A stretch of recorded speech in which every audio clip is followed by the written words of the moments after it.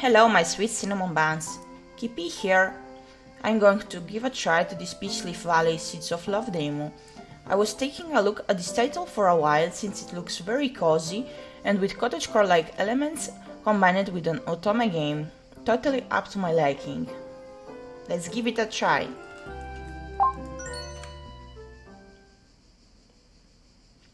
What is your name? My name is not Serafina at all. So, Gyepi. There. Yes.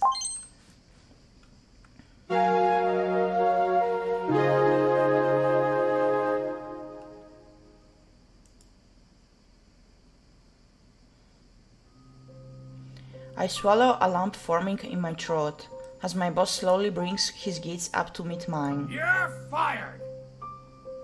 Oh. We're going to start like this. If this is the type of work you deem worthy enough to submit to us after such a lenient deadline, then I honestly don't have much else to say to you. Boss, wait, I can resubmit a new draft or make any changes necessary. But, what exactly is wrong with the current proposal? I thought that... Everything! I can't help but gulp as my boss narrows his eyes at me, slamming his hands on the desk. I watch as he coldly taps on my art proposal before clearing his throat. This is not the level or quality of work we accepted when we hired you as the lead artist for this project, Miss Gyepi. It's almost as if you deem this position to be a joke of sorts. Sir, I can assure you that is most definitely not the case. The urgency in my voice pitches my volume higher, and I can't help but tense up in my chair. It isn't like that at all. I was beyond overjoyed and truly honored to be chosen for this project. I admit that perhaps my art's quality has not been the highest as of late, but I can change that. Please, allow me to resubmit a new... No, and this is not something to be discussed. Desperation rises in my chest as I feel panic settle into my stomach, and I unconsciously stand up and bow my head. Sir, please, I'm begging you. I cannot afford to lose this position right now. The reason I haven't been able to concentrate is because I'm in the process of getting evicted. My apartment complex suddenly announced their demolition plans, and I've been swamped attempting to find a new place and finish this proposal. But I swear to you, I can't... Tell me, why is it that your excuses are always more creative than your art pieces? My heart feels like it's stopped in my chest as I stare at the pair of ice-cold eyes staring back at me. For a moment, I feel like a deer peering into bright, fast-approaching headlights, seconds from a tragic fate. I can only watch my boss open his mouth once again, grabbing my proposal in the process. Perhaps you should have become a writer instead, if you're so good at coming up with stories. However... We need an artist, not a writer. One that can deliver work, not excuses. I can feel my blood run cold as I watch my boss slowly grab my art proposal. The very same proposal I had stayed up working day and night on for the last several weeks. The very same one that just a few hours ago I was so proud of. Your proposal was... Garbage, for lack of a better word. Okay, it was voice acted, sorry. I hope you will come to realize that as an artist... He narrows his eyes as he opens the cover of my proposal one last time, before looking back up at me, and throwing it in the trash. You are an easily replaceable asset in such a competitive industry. If you're going to spend more time fabricating excuses rather than meeting a client's minimum expectations, then perhaps you should have considered a different career choice. You're not an artist. You're an amateur. And this company is not looking to employ amateurs. We are looking to employ professionals. One that you have already been replaced with.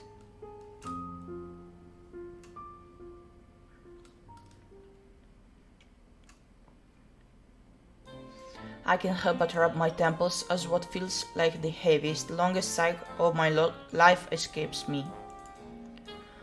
I watch as all sorts of people stream like ants throughout the city streets, each with their own destinations in mind.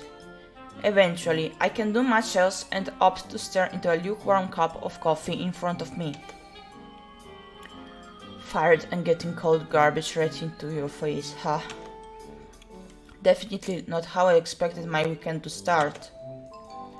My heart feels heavy as I look up from my drink to gaze out at a clear blue sky that seems to stretch on forever amidst towering skyscrapers. And to think of how beautiful day it is today, it almost feels like the words mocking me somehow. Sigh. My attention is diverted when I hear the sound of a child laughing.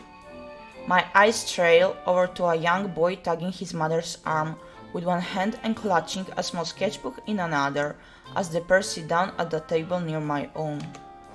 He opens the sketchbook, flipping to a page of a specific drawing before suddenly jumping up on the chair.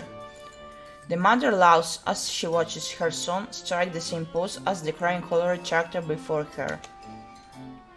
Oh, and this is Thunderman. I drew him during recess when everyone else was outside. Haha, why, he's so handsome, look at all these details. Oh, I'm so proud of you, Munchkin, you're getting so good at drawing. Hehe, thanks, mommy. When I grow up, I want to become an artist and draw my own superheroes. Oh, you're gonna be a great artist, sweetie, I just know it. You're already so talented and you work so hard, what else could you need? I feel my grip on my coffee cup tighten as I watch the beaming child show his mom more and more sketches in his notebook. The sparklet look of joy, hope and happiness that beams in his eyes. It's one I remember well. I can help but swallow the forming lump in my throat as I grab my drink and slam it into a nearby trash can. As I walk away from the tables, I shake my head sadly as the mother and son's laughter echoes in my ears and my heart. Don't be stupid, kid. As much as we all want it to be that way, the truth is, hard work doesn't guarantee anything in the real world. The only thing it earns you is realizing just how stupid those dreams of yours once were. For your sake, I hope along the path of life, you find something else that can make you smile like that. Because art just isn't worth it. Take it from me. Without uttering a word, I quickly walk away to escape watching a shadow of what I once used to be, too. A shadow of a happy, dreaming kid who loved what she did more than anything. The shadow of a person who doesn't exist anymore.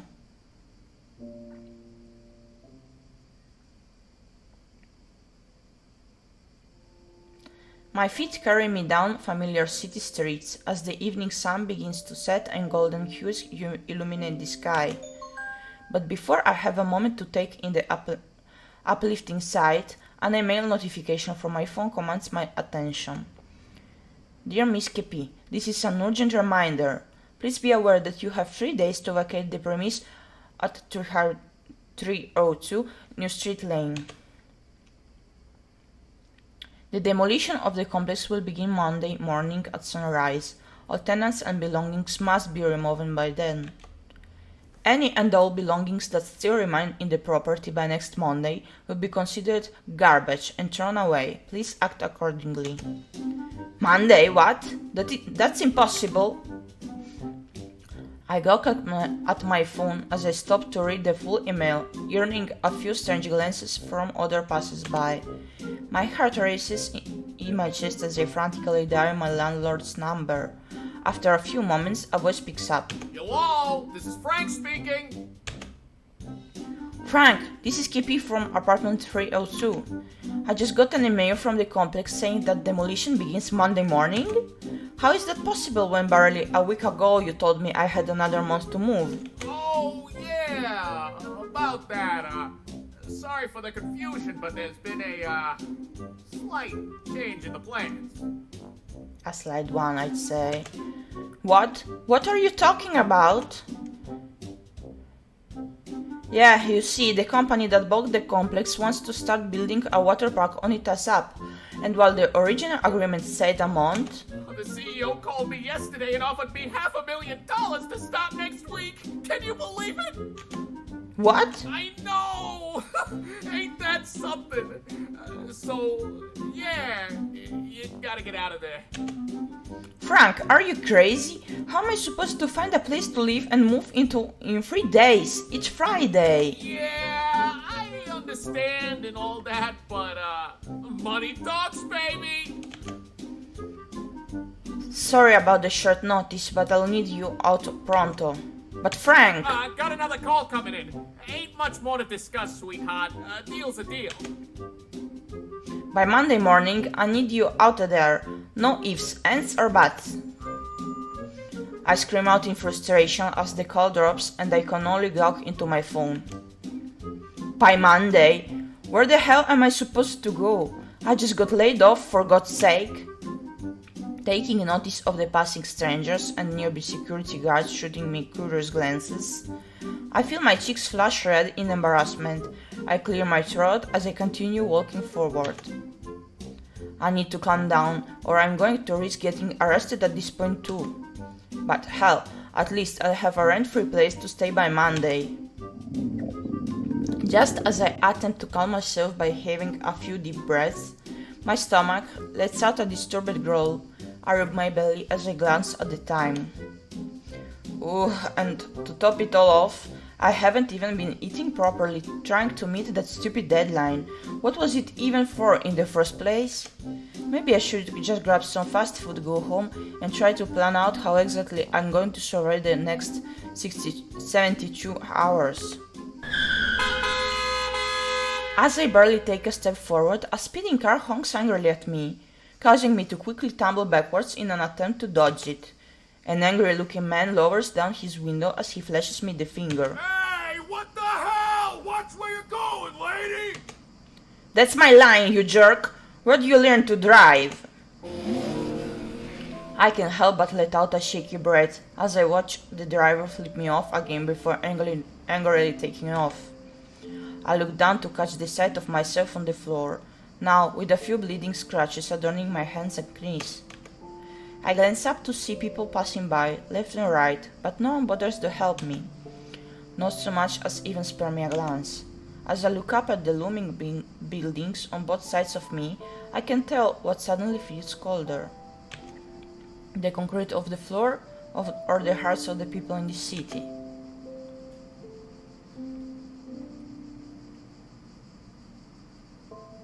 I let out what feels like the millionth sigh of the day as I wrap my arms around my frame from the chilly night air that's begun to settle in.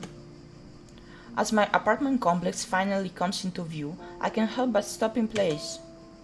Home sweet home, huh? Well, not for much longer anyways. As I reach for my keys, I catch sight of a wooden sign that seems oddly out of place, resting against a street light next to me. Semi-annual farmers market. Last sunrise to sundown, today only. I raise an eyebrow in the direction the sign points as I tilt my head towards the entrance of a nearby park. Farmers market. I didn't even know those happened in this kind of city, but maybe they'll have something cheap and good that I can grab for lunch tomorrow. Just about anything's better than that nasty burger I had for dinner. Ugh. With newfound interest, I decide to make my way towards the park.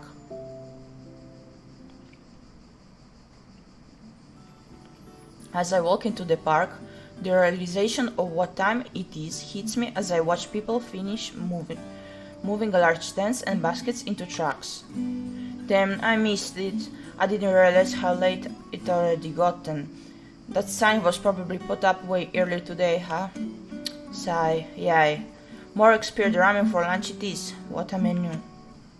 Deciding to at least walk off the 90% grease, 10% burger I grab it for dinner, I stroll down the avenue and spot various folks still packing. The rustic and humble looking stalls of fruits and vegetables being sold grab my attention. But what intrigues me more is the people packing them. I watch as these vendors, most of whom are dressed in simple warm clothes and mismatching colors, laugh and joke amongst each other. Many are covered in sweat and dirt from a hard day's work, but the look on their faces is what really captures my attention. Why do they look so happy? Despite the visible weariness of the day, almost every face I can spot is graced by an expression of utmost joy. As they chat amongst each other and continue packing, one would assume that perhaps they had the best sales day of their life. But the many crafts of unsold fruits and vegetables in the back of several trucks dictates otherwise. They seem so genuinely happy. I can help but feel a little jealous. As I smile sadly and continue walking forward, I'm almost near the end of a long street. Suddenly, out of the corner of my eye, a big sign decorated with vibrant flowers catches my attention. Help wanted. Various positions open at Peachleaf Valley. Leave the city life behind and have a fresh new start in the countryside. I find my eyes transfixed on the words written before me. For some reason, I can help but read the sign over and over again, almost as if waiting for the words to sink into me. Leave the city life behind and have a fresh new start in the countryside.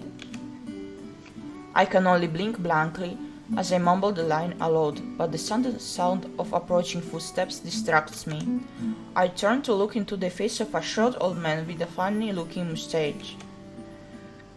The man shoots me a kind smile as he places a small crate of flowers down next to him before motioning towards the sign. Evening there, missy. I'm afraid you're a bit late for the market. Seems you might have missed all the good deals, but, well, are you interested in hearing more about the valley by chance? As if his question snaps me back into reality, I find myself instinctively shaking my head as I step back.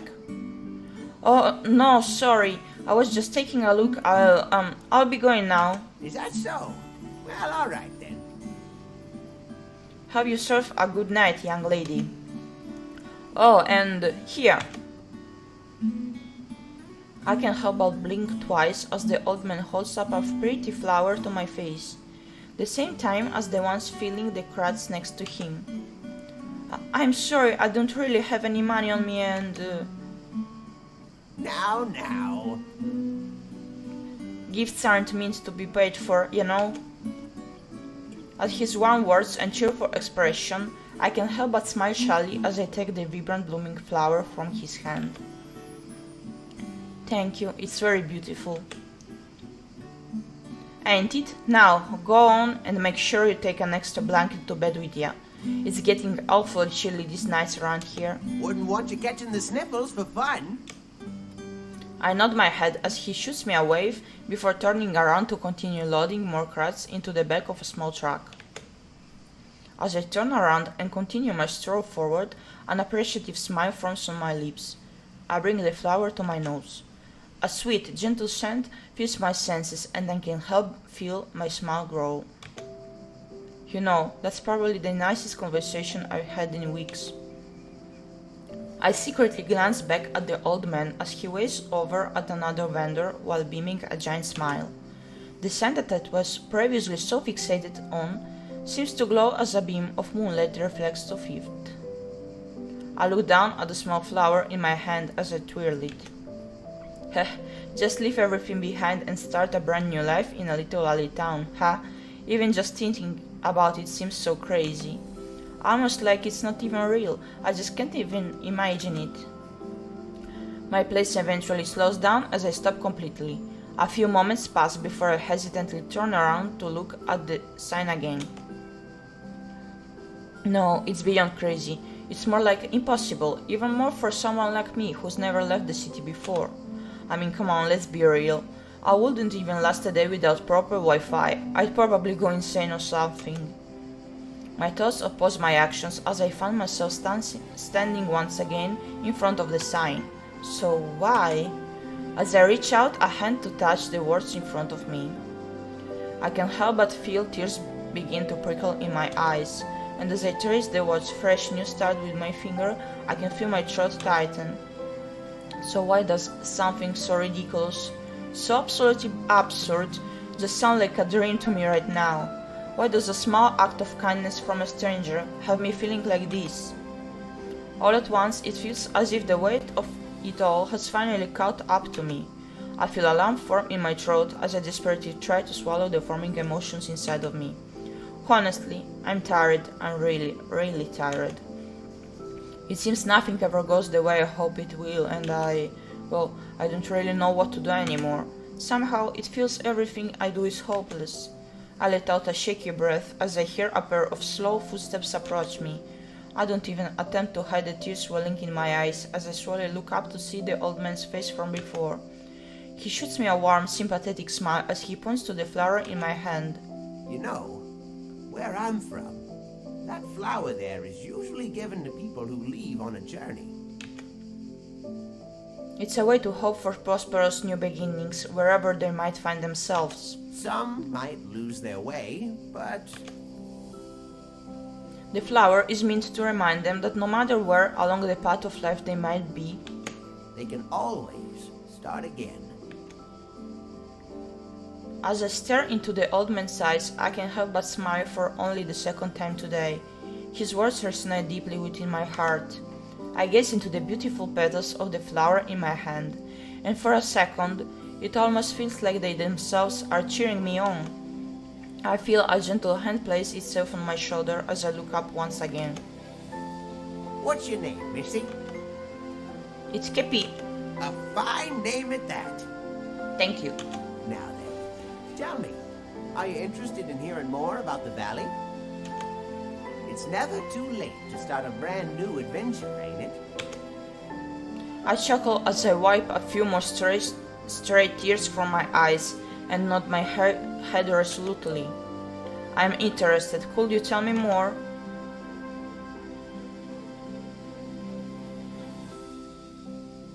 It's incredible how the decisions that have the power to change our lives completely seem to happen in the blink of an eye. And from those very decisions, the seeds of our future sprout and bloom into the very leaves set out before us. Well, here we are. Welcome to the valley.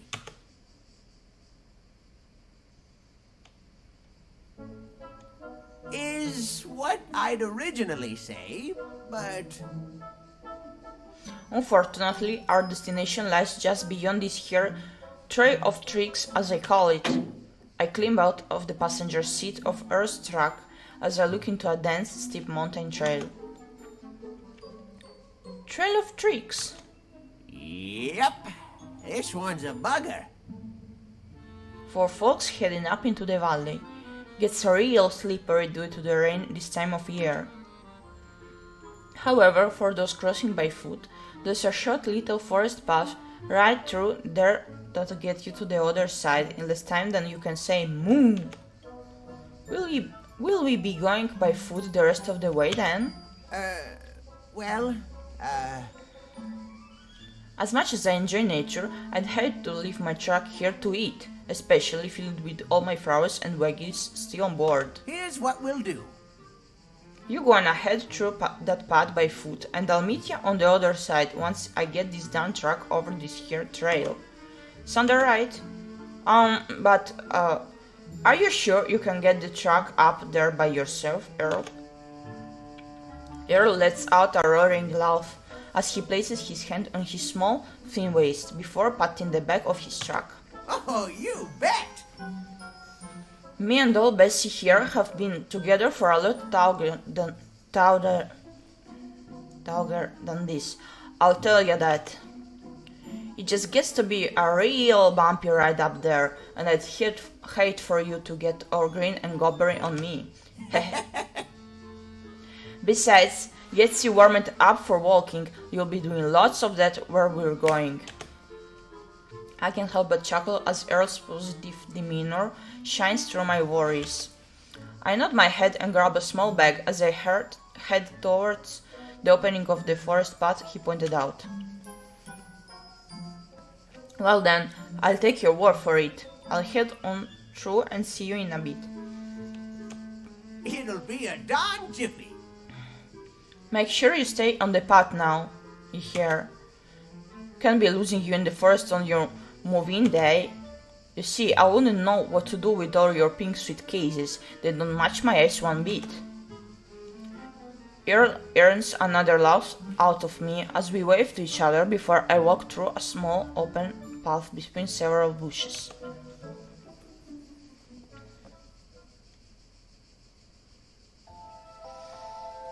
As I walk in through the dense shrubbery, I can make out a visible path heading towards an opening not too far away. I clutch my bag closer as I begin my trek while planning my head around to take in the sights. Wow, I don't think I've ever seen this much green before in my life. Even the air feels so different here. It feels so fresh. I walk forward a few more steps as I take in the emerald scenery around me. Trees, plants, and flowers, some the likes I've never seen before, all seem to quietly bloom in a place. I can hear the sound of leaves rattling in the wind, as an incredibly calming sensation seems to reverberate through the entire area. This place feels so soothing, almost like it's... My inner monologue is interrupted as I unexpectedly bump into something soft. I bring my gaze forward only to stare into the greenest pair of eyes I've ever seen. What? Surprised by the sudden proximity of a stranger peering into my face, I quickly step back only to misstep and fall ungracefully on my butt.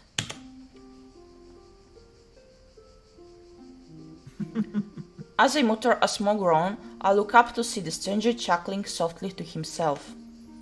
Green hair, and what's with his clothes?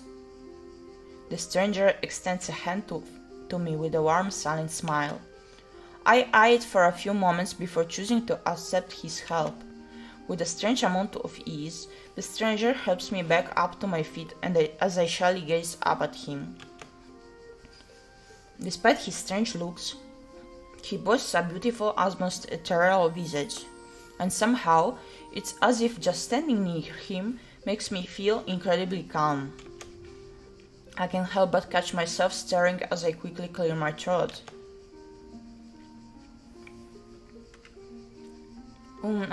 I'm sorry for bumping into you.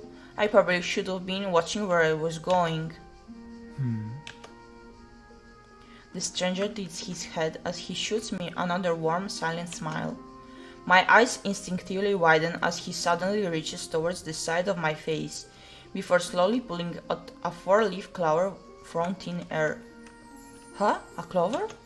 Was it stuck in my hair or something? I tense up as the stranger gently grabs my hand and places it in the center of my palm without a word. I can't help but stare at the small clover for a few seconds before clearing my throat and looking back up.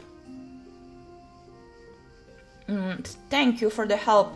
These usually represent good luck, don't they? The stranger nods at me while flashing me a silent smile, and this time I can't help but flash one of my own. So, are you from around here? What's your name? Hey, kiddo! You over here? I turn towards the opening of the path as the sound of Earth's voice booms through the quiet forest. Several leaves seem to rustle as a few woodland creatures scatter about, rushing back into the trees. Just as I turn around again to face the stranger, I find the spot he stood in just a second ago to be completely empty. What the... Where'd he go? Can you hear me? Don't tell me you actually got lost in there. No, I'll be right there. My eyes dart around the dense greenery around me in a last-ditch attempt to spot any signs of the young stranger, but to no avail. He's gone, as if he vanished into thin air. And in the place he stood just mere seconds ago, small flowers now seem to be blooming from the ground. I shake my head of any strange thoughts as I focus my attention back towards Earth's voice and head to the end of the trail.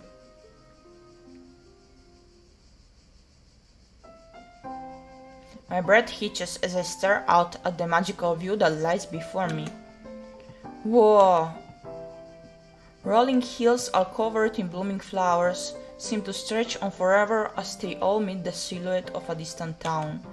From this elevation, I marvel as both snowy, looming mountains and a sparkling ocean also meet near the town to create a breathtaking display of nature.